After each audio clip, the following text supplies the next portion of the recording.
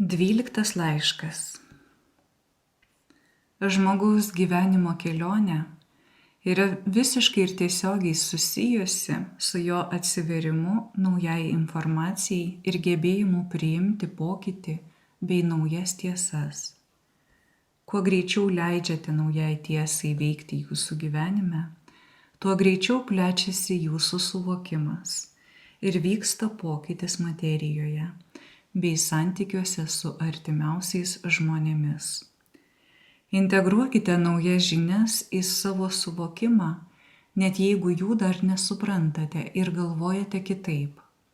Tiesiog leiskite naujai tiesai skambėti jūsų mintyse ir su laiku jinai ras atgarsį ir pradės skleistis per jūsų veiksmus ir žodžius.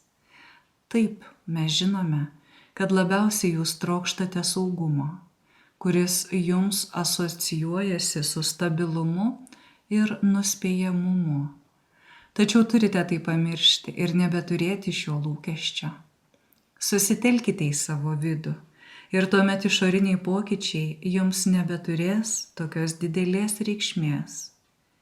Jeigu sugebėsite išlikti savo ašyje ir savo širdyje, vykstantis pokyčiai jums tiesiog bus kaip vėjo blaškomi lapai, o jūs su savo tvirtu kamienu stovėsite nė kiek nekrustelėję audrų draskomoje erdvėje.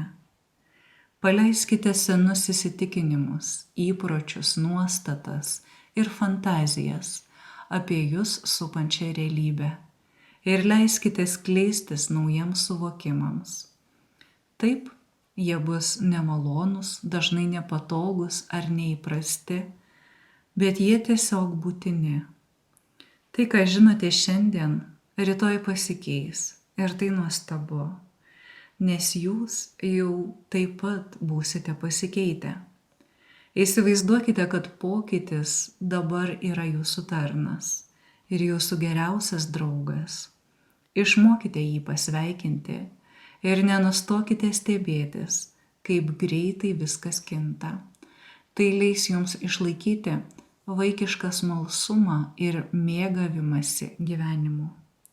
Nusiteikite įdomiai kelioniai, kuri vyks per kasdienybės iliuzijų žlugimą ir naujo požiūrio atsiradimą, tuo pačiu keisdama jūsų dabartį. Imkite saujomis jums teikiamas dovanas. Jūs esate verti visko, kas nutinka jūsų gyvenime. Svarbiausia, nenuvertinkite savęs ir nustokite lyginti save su aplinkiniais. Vis tiek tokių dovanų ir gebėjimų kombinacijos, kaip jūs, daugiau niekas neturi. Taigi nėra ir su kuo pasilyginti. Viena iš nuostabiausių idėjų, kurią jums reikia įsisąmoninti, tai, kad jūs esate unikalūs. Tokie vieninteliai ir labai reikalingi bendrame paveiksle. Vieni neįvykdysite didelių darbų. Jūsų unikalumo labai reikia bendroje naujumo sintezėje.